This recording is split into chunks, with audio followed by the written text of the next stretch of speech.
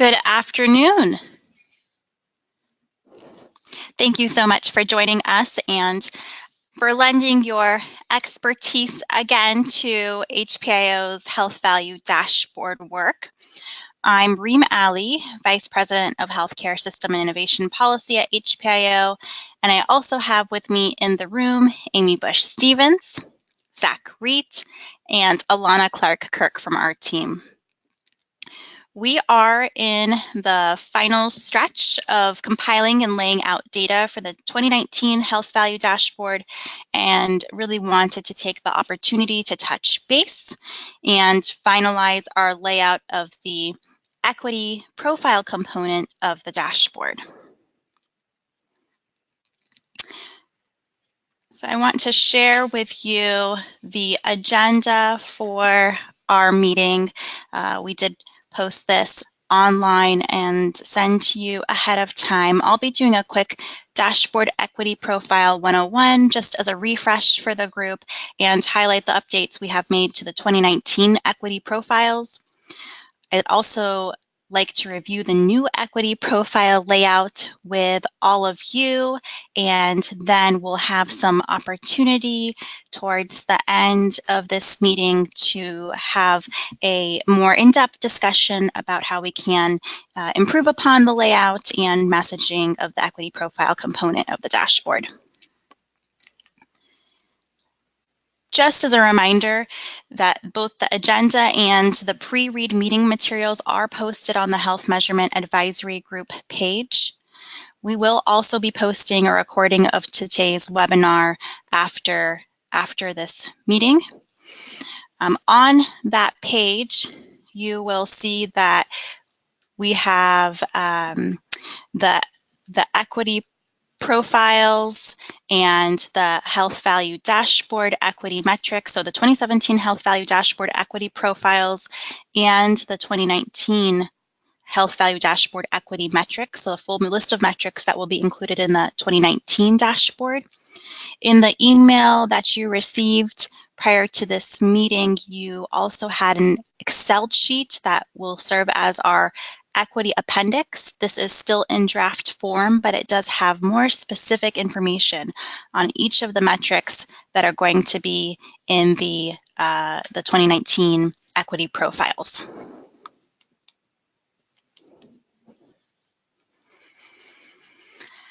If you have any questions about meeting logistics for today or future meetings, please feel free to reach out to Alana Clark-Kirk, and her meeting information or her contact information is here on your screen.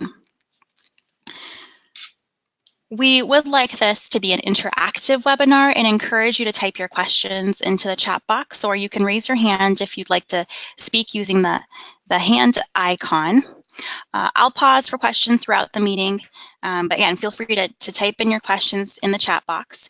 And I also wanted to know, and you did receive an email, I know, from Alana regarding this, but if you would like to talk on the call, which we hope all of you will, then you do need to enter in your audio PIN. You'll be needing to call in using a phone and then enter in your audio PIN.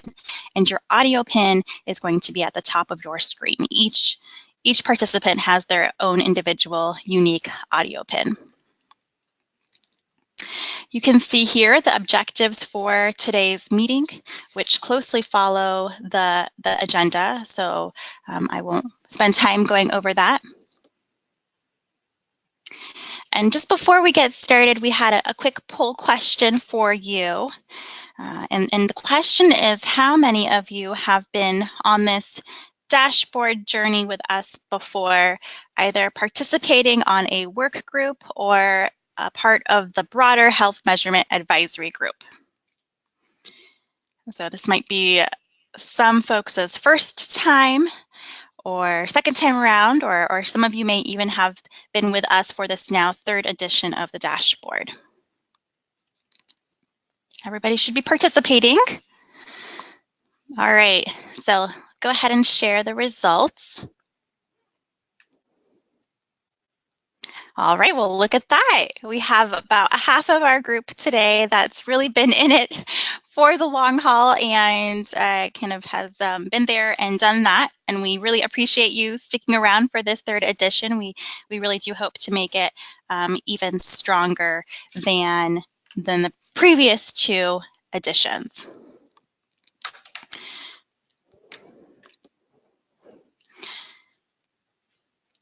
Now, I know that many of you have been on this dashboard journey with us before, but however, for those that are less familiar with this work and with the dashboard, I'm just going to give you a brief bit of background. Our first health value dashboard was released at the end of 2014, and we released the second edition of the dashboard at the beginning of March of 2017.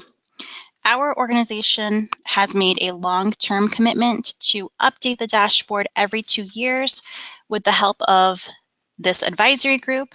We're in the midst of doing that for this third edition of the dashboard to be released in April, early April of 2019. The dashboard is a tool we developed with input from many of you and other stakeholders to track Ohio's progress towards health value. This is the conceptual framework for the dashboard, where we define health value as the combination or composite measure of population health outcomes and healthcare spending. We also acknowledge the various systems and environments that impact health value, including healthcare system, physical environment, social and economic environment. And there are more than a set of 100, there are a set of more than 100 metrics in the dashboard, and even more when you add in the equity profile component to track Ohio's performance over time. Also, I just wanted to emphasize that the dashboard is intended to inform the work of our state policymakers. We believe that collecting publicly available data in one place is an important starting point for us to build a framework for accountability and understanding our performance on health, spending, and equity in Ohio. The dashboard puts data in context by looking at Ohio's performance relative to other states, tracking change over time, identifying Ohio's greatest health disparities and inequities, and this was a new component that was added to the second edition of the dashboard, so this last edition of the dashboard in 2017, and of course the primary focus of this work group.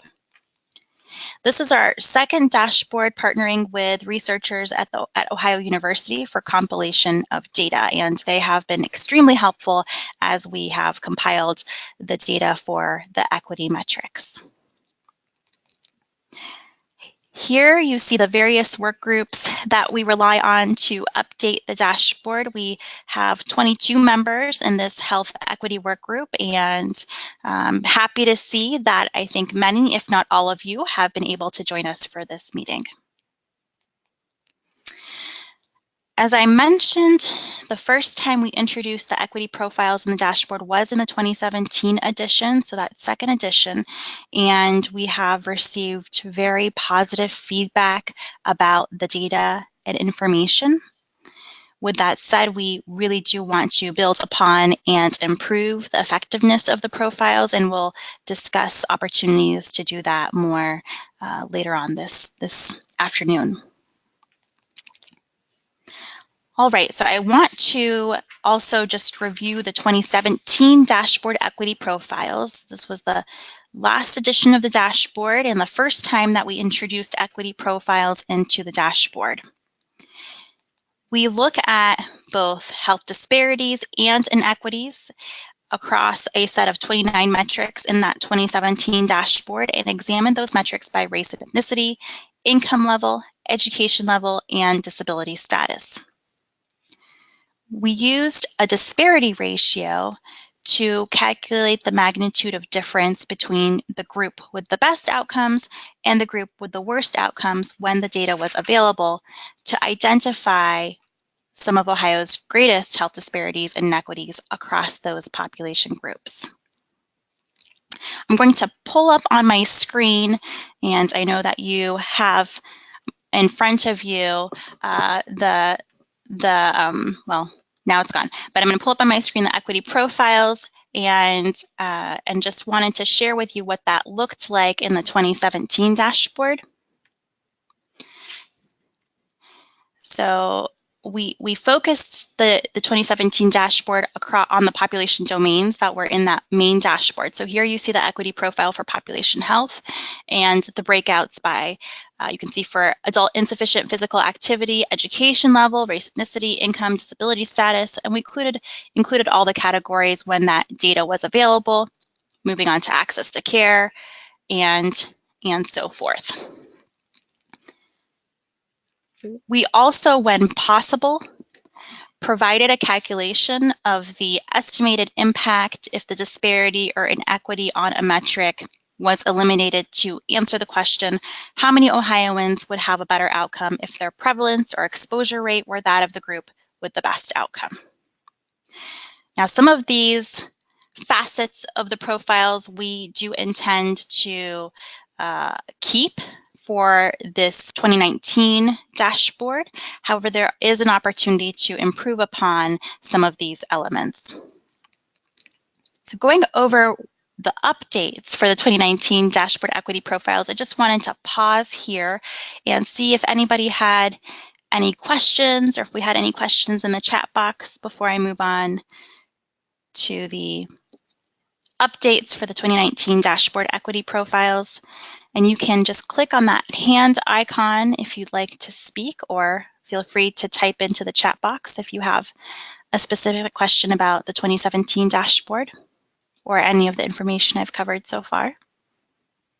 Okay, looks like folks are following along and no questions so far. So now the most exciting, I think, part of our meeting this afternoon is really talking about how we are planning to update and improve the 2019 dashboard equity profiles. We heard from many of you, as well as other stakeholders, that the data in the equity profiles was very important to include and highlight. And we certainly want to make sure that that data is integrated into future dashboards. One of the opportunities that was identified as a way to improve the equity profiles was in making the information and data more easily digestible for specifically state policymakers. So just again, as a reminder, the primary audience for the dashboard is state policymakers. So in updating the equity profiles, we really want to keep in mind this primary audience. And informed by work of, we have a broader equity advisory group, which some of you also serve on, we wanted to make sure that the profiles were concise and really told an effective narrative or a story that a policymaker could follow and better understand when it comes to the gaps in health outcomes that we're seeing across various population groups. And so we really wanted to keep in mind conciseness, of course, our primary audience of state policymakers, and being able to tell an effective narrative through the data in this update for 2019. So based on that feedback, we made the decision to move the equity profiles away from a dashboard domain focus to a population group focus. So what we have done for the equity profiles is group by population, race, ethnicity, disability status, education, and income versus each separate dashboard domain to make it easier to tell a story about what groups are experiencing relative to the inequities and then the disparities that are impacting their overall health. To be more concise in the metrics displayed and tell a more consistent story across population groups, we prioritize metrics that were available by race, ethnicity, and then either by disability status or education and income level. We also prioritize displaying metrics by educational attainment over income level when both breakouts were available, and we favored quality of a measure over quantity. Taking the lead from the National Health Equity Collaborative, we removed metrics around health behaviors to emphasize that not all Ohioans have the same opportunity to make healthy choices, and live a healthy life. We wanted to emphasize that the opportunities a person has are driven by their social, economic, and physical environments and access to care. And so those are the areas for which we focus the metrics in the 2019 equity profiles. Just as a recap, we wanted to prioritize a concise set of metrics to tell a more cohesive story that highlights both gaps in health outcomes that Ohioans are facing, and then the gaps in outcomes across these drivers of health disparities. I did send an Excel appendix in the email for this meeting that has more specific information about each of the metrics that are included in the equity profile section. And you can see all of them are listed here, but if you have more questions about the specificity of the metrics or what the metric is actually measuring, you can find that information in that Excel appendix. That Excel appendix will also include data values for all race and ethnicity groups for which the data is available. So looking at Hispanic, Black, Asian, Ohioans, and of course white Ohioans as well. And then the two income levels that we use, so low income and high income, and education, college degree, and less than a high school degree, and then disability status as well. And all those data values will be available in that Excel appendix. Okay, so moving on to the new 2019 dashboard equity profile layout. We're going to share with you the first kind of a work in progress draft of what this is going to look like for 2019. There will be a laid out, of course, version of the equity profiles, and then again that Excel appendix that has more detailed information. For the equity profiles in the dashboard, we'll have a section dedicated to each of the groups that you see here. The layout for each of these populations may vary a bit. So for example, we know that for Asian Ohioans, aggregated data at the state level often masks disparities that we see across subpopulations. So as a result, when we're looking at the profile for Asian Ohioans specifically, we'll likely be highlighting research data that speaks to the disparities in Asian subpopulation groups, such as Nepalese and Bhutanese Ohioans. We have uploaded a draft of that work in progress equity profile, and please do not circulate this. We have added a link on the Workgroup page. So if you go to the HPIO page under groups, go to Health Measurement Advisory Group, and I'll pull this up here. You'll be able to download that draft layout. And I'm pulling this up on the screen right now for you to see, and I'll walk you through how this is different from the previous equity profiles. So here you see the profile. Again, this is all a work in progress. Profile for Black Ohioans, and this is as compared to white Ohioans in the state. We will have a narrative at the top that talks about what is contributing to these gaps in health outcomes that we see for Black Ohioans. And then as part of that narrative, we'd like to highlight a few key evidence-based policies that can be deployed to close the gaps in outcomes that we're seeing. You'll note that there's more of a narrative here that tells a story as opposed to just tables with numbers. And we're trying to make it easier for a policymaker to really identify where these gaps are and then how the socioeconomic factors and community conditions are driving the gaps in outcomes that we see around health. So here the narrative says Black children in Ohio are nearly 3 times less likely to graduate high school compared to white Ohioans. Lacking a sufficient education makes it more difficult to provide basic needs such as quality housing. And you'll note that we've highlighted each of those metrics in the table.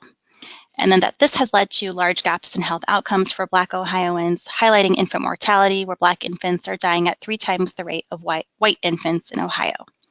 We felt that it was important to tell a story about how these disparities were really coming about, what was driving them, and provide an example that state policymakers could really wrap their minds around. We have a similar layout for education and income, where we talk about kind of what are the intersections between income and health, and how income and education lay a foundation for better health outcomes. Again, we'd like to highlight a few key evidence-based policies that can address those gaps in outcomes.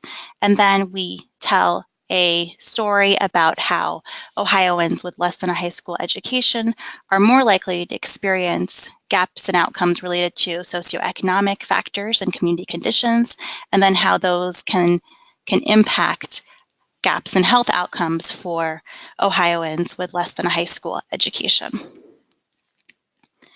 So I'm going to give you a second to process all of that information, because I really would like to then now kind of open it up for more discussion and dialogue. So please be thinking about questions that you might have, because we're getting close to discussion.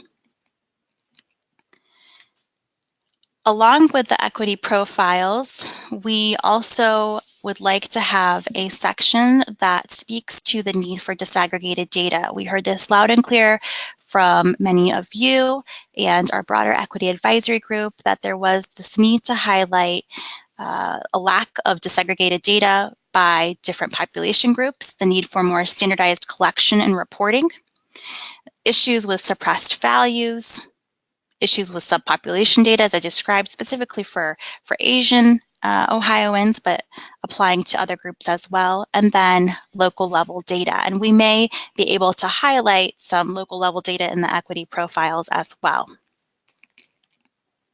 We would also like to include a section, since we have not been able to be as comprehensive, including all groups, we'd like to include a section that does highlight other populations experiencing gaps in outcomes, maybe where the state level data is just not available, but where we know research indicates that there are disparities. So we'd like to highlight those population groups in the equity profile section as well. And then, as I mentioned, we plan on highlighting a few key evidence-based strategies that can apply to each population group and move Ohio closer to closing those health gaps as a tool for state policymakers as they are thinking about what to do about this. The 2017 dashboard provided the data, but there was no information on strategies necessarily specific to closing Ohio's health gaps, and we wanted to make that a stronger component of the equity profiles for the 2019 dashboard. We do plan on creating a follow-up brief to the dashboard to be released in towards the end of 2019, where we will outline even more comprehensively strategies that can be implemented at the state and local level to close Ohio's health gaps. All right, so with all of that information in mind, and again, if you haven't already, I do encourage you to download the new equity profile layouts so that you can refer to that as we're having the discussion. But wanted you to keep in mind that our focus is to make the equity profile section, as with the rest of the dashboard, concise, with the end audience in mind of state policymakers, and really be able to tell an effective narrative or story with the data that can be an impetus or a call for action. Okay, so I would love to now open up the lines, and if you would like to speak, you do need to use your hand icon, but we'd love to get feedback on what, as you've heard these various updates and hopefully been able to take a look at that draft layout a little bit, what you think is the most important component to highlight to a state legislator or a state agency director.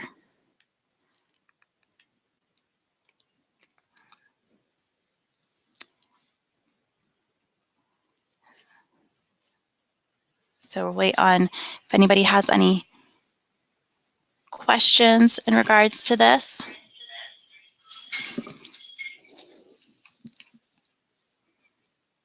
or comments? So as you're thinking about the most important component of these equity profiles, which piece seems most important to highlight to a state legislator or a state agency director?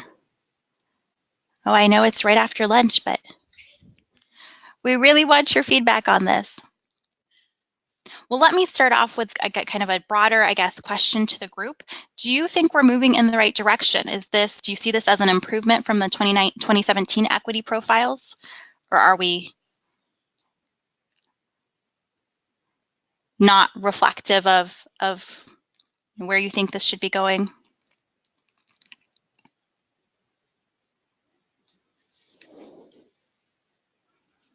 Again, you can use your chat box or raise your hand.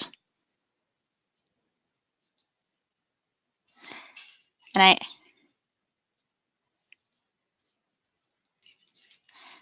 okay, I think we have a hand up. Okay. I think David. Hey, it's David in Ohio. I do think that this is a step in the right direction. I really like the layout. For state legislators and state agency directors, I think the most important thing that you alluded to would be some concrete, actionable items. What can we do with this currently? Who do I need to talk to get that done? The next two questions I think I'm going to have to devote some thought to. I had a chance to look at the spreadsheet that you sent out, but I hadn't been able to pull up that draft yet that you mentioned earlier, and I kind of forgot how to navigate to that. So I might have some thoughts after I'm able to access that resource. Sure. Okay, thanks, David. We'll show you how to get there right now. So you can go to HPIO.net, and if you go to, so Alana's navigating for me. So if you go to our home page under groups, go down to the Health Measurement Advisory Group and click on that. Then you'll see that there is the Equity Workgroup meeting, which is this meeting that we're having right now, and a link that says click here for webinar login details and meeting materials. If you scroll down just a little bit, you'll see meeting materials, and then that very last bullet under meeting materials says equity profile draft, and that is where you can download the new draft layout. We only have the profile for Black Ohioans and education and income up. David, we actually were planning on reaching out to you and Susan to help in crafting the narrative for Ohioans with a disability, but envision that it would be a similar layout. So this kind of idea of some high-level narrative, and then telling a more kind of specific story as an example of how inequities can lead to overall health disparities. Wonderful. I'm happy to do that. And then we are going to send the link to that equity draft. We apologize. We actually had wanted to upload it as part of the meeting materials, but then some technical glitch didn't allow us to do that. So we tried to navigate around it, but I realize it's not the most convenient way for you all to be able to get to the material. So we're going to send to the link in the chat box so that you're able to download that. Of course, this is not the only opportunity for you to provide feedback. Once you have had the opportunity to review this more closely, please feel free to email us with questions or suggestions or comments. Now, we do have a few more questions. Oh, we have, I knew you guys were more talkative than this. Okay, and this is a question from Amy. How will you decide which evidence-based strategies to include? That's a really good question, Amy. We are going to look at the evidence registries to see where the evidence is strongest and most indicative of closing health gaps for a specific population group. And we'll also rely on previous work that we've done in the Equity Advisory Group and through the State Health Improvement Plan to identify specific strategies that are actionable and that would resonate with our state policymakers. And there will likely be some opportunity to provide feedback on that in the next few weeks as well. Anne Spicer saying, I like this, easier to follow, giving suggested steps to improve is most important information. Okay, so again, this kind of echoes David's comments that it's those actionable steps that are most important to highlight for state policymakers. Michelle is kind of also in agreement, same notion. It's really the blue box examples and linking back to appropriate strategies that are either currently happening or could happen. Some more confirmation. So this is Craig Davidson, looks like the right direction to me. I think the best thing to emphasize to policymakers is to keep it simple as possible. And so both the data and talking points and what the actionable items might be. Also, any compelling individual stories, successes to add to highlight in the final document. Thanks, David, or thanks, Craig. So that is something that we have heard a lot, is it's those personal stories that really are compelling to state policymakers. We know that the buck does not stop with our health value dashboard and equity profiles, and so if there's a way that you at your organization can use the data, information, and the equity profiles and highlight that or couple that with stories from people that you serve or other stakeholders, I think that would be very effective. So part of what we would like to think about too is how can, as the Health Measurement Advisory Group and Equity Work Group, we work together to help disseminate the data and information in a way that is going to reach policymakers. So that's a very helpful suggestion, Craig. Thank you. And this is again, Michelle, would you consider successful strategies that have been implemented in cities, counties, and not just statewide? Yes, we definitely would. We look to a number of evidence registries, specifically County Health Rankings, What Works for Health, and Community Guide, which highlight strategies that are evidence-based and research and have some research around closing gaps in outcomes. And some of those have been implemented at a city or county level, and others are state level. Any other questions or thoughts on the equity profiles? And we can kind of move into these other two questions. So how can we strengthen the narrative? And then are there other populations that we didn't mention in the previous slide that should also be highlighted? For those that are wanting to speak on the phone, you will have to enter in that audio pin, and that audio pin is located at the top of your screen, and then you'll need to unmute yourself. So if you are having trouble doing that, then go ahead and feel free to type into the chat box.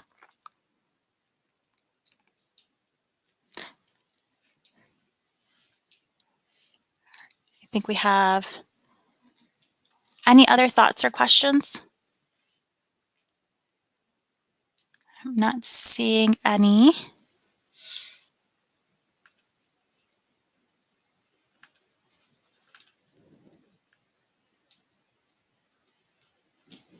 Okay. Any thoughts on other populations that should be specifically highlighted? Is the feeling that we've highlighted the ones that really are most important?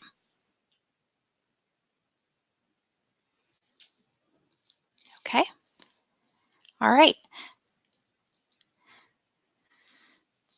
Well, it seems like folks feel like we're moving in the right direction, which is very good.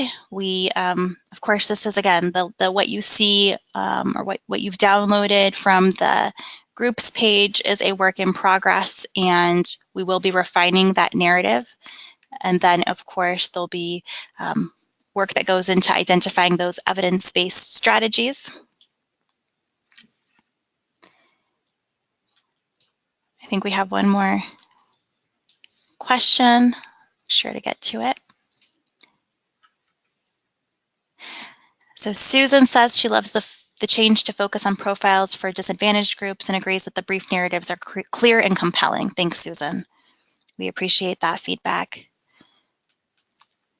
We know that it's difficult to tell a compelling story and that data is not always the most interesting thing to state policymakers. They're not all data wonks or gurus, and so we heard from many of you and other stakeholders that telling that narrative was an important piece to the profiles, and we're hopeful that we can really emphasize that for these next profiles.